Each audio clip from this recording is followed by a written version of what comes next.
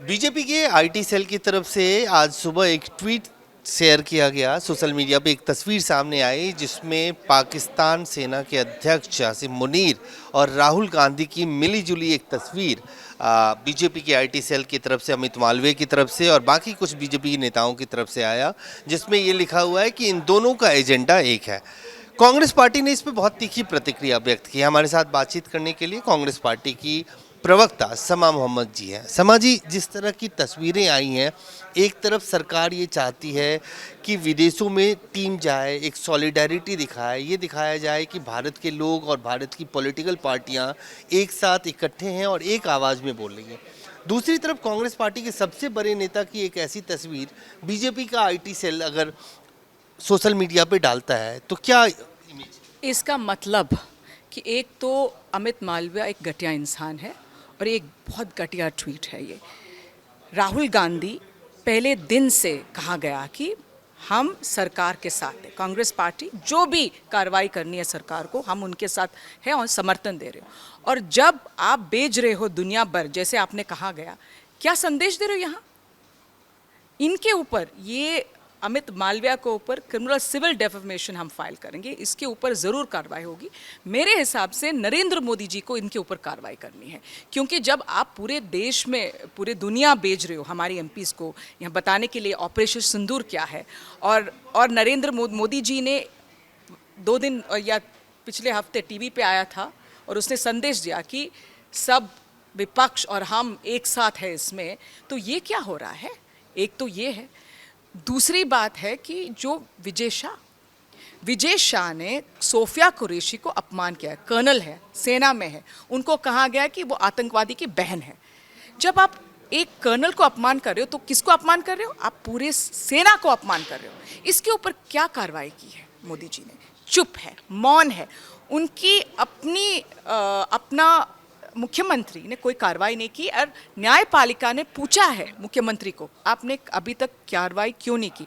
आपने जो एफआईआर दर्ज किया वो इतना कमज़ोर है। तो सवाल आज क्या है कि मोदी जी बहुत बोलते हो, करते कम। जब आपके पास एक देशद्रोही है विजय शाह और आप उनके ऊपर कार्रवाई नहीं करते हो, तो कौन देशद्रोही होता है?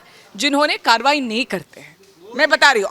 और हमको याद है जब प्रज्ञा ठाकुर ने संसद के अंदर कहा गया था कि गॉड से देशभक्त है और रहेगा, उसके बाद नरेंद्र मोदी ने क्या कहा? मैं कभी माफ नहीं करूंगा। और क्या कार्रवाई की? क्या कार्रवाई? कुछ नहीं।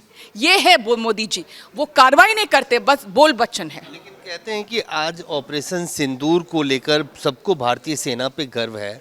राहुल गांधी सवाल पूछ रहे हैं विदेश मंत्री से कि आपने पहले क्यों बता दिया, उससे हमारी सेनाओं का नुकसान हुआ। वो ये सीधे पूछ रहे हैं सरकार से कि कितने राफेल गिरे, कितने एयर फाइटर प्लेन गिरे, इसका फ़ायदा पाकिस्तान उठा सकता है। नहीं, मैं एक चीज़ बताऊँ, ये एक लोकतंत्र है। आपको याद है 26/11 के बाद क्या हुआ? एक होटल के बाहर कौन थे उस समय? मुख्यमंत्री था उस टाइम गुजरात की नरेंद्र मोदी जी, और अभी प्रधानमंत्री। वो क्या क्या हमारे खिलाफ बोल रहे थे वहाँ। ऑपरेशन खत्म नहीं हुआ था, हम आतंकवादियों के पीछे थे उस समय, हमारी पुलिस, सेना, सब कुछ। और ये वहाँ से एक प्रेस वार्तालाप कर रहे थे, बोल रहे थे कि देखो कांग्रेस पार्टी क्या है, कांग्रेस पार्टी कुछ नहीं कर सकते। तो वो देश के खिलाफ नहीं है। अभी उन्होंने एक सवाल पूछा है, बस। राहुल जी का उनका हक है, नेता विपक्ष है, वो सवाल पूछने। ये लोकतंत्र में हम सवाल नहीं पूछ सकते, सवाल पूछ रहे हैं।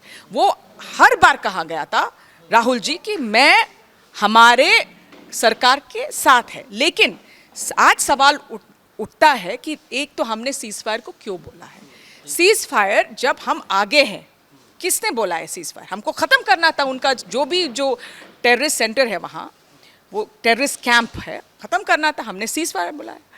मोदी जी बोलते हैं ना 56 इंच छाती है उनके पास। एक दूसरी बात, ट्रंप ने 3 बार, राष्ट्रपति, अमेरिका का जो राष्ट्रपति है, 3 बार कहा गया कि हमने बोला सीज फायर, मैंने बोला ट्रेड बंद करेंगे। क्या धमकी दे रहे हैं हमको? ये एक क्रॉस बॉर्डर टेररिज्म की बात है, ये कश्मीर का विषय नहीं। वहाँ से क्रॉस बॉर्डर टेररिज्म के कश्मीर का विषय कैसे हो गया? ये जयशंकर जी क्या कर रहे हो? उनको समझ नहीं पा रहे हो वो। तो वहाँ है ये समस्या कि हम के ऊपर एक आतंकवादी हमला हो गया है, आक्रमण हो गया है। कश्मीर का विषय नहीं है अभी, तो वो कश्मीर का विषय में बदल गया। और वो 4 आतंकवादी कहाँ हैं? कहाँ है वो? हमने अजमल कसब को ख़त्म किया, उसको फांसी दिलाया, अफसल गुरु को फांसी दिलाया। किसने किया ये सब? हम हर बार आतंकवादियों को ख़त्म किया है। यहाँ आतंकवादी कहाँ है? 4 आतंकवादी कहाँ है? ये बात नहीं कह रहे हैं कि आप एक तरफ सरकार के साथ देने की बात कर रही हैं, दूसरी तरफ सरकार के और फौज के फैसलों पे सवाल उठा रही है कांग्रेस पार्टी।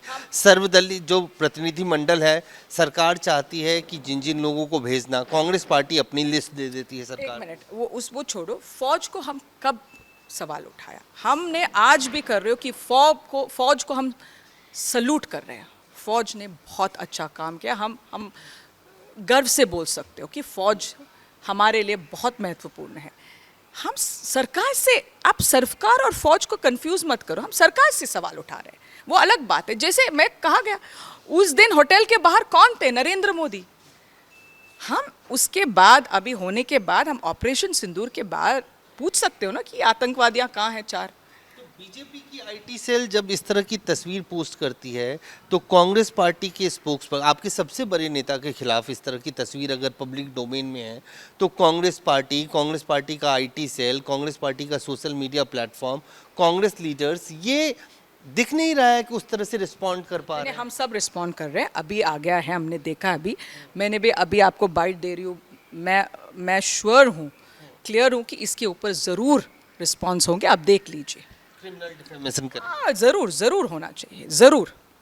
धन्यवाद। समा मोहम्मद साफ तौर से कहती हुई कांग्रेस पार्टी ने इसको बहुत ही इसको संजीदगी से लिया है। इस तरह की तस्वीर राहुल गांधी के खिलाफ बीजेपी के आईटी सेल ने दिया है, उसके खिलाफ कहीं ना कहीं आने वाले वक्त में कांग्रेस पार्टी की तरफ से भी जवाब दिया जाएगा।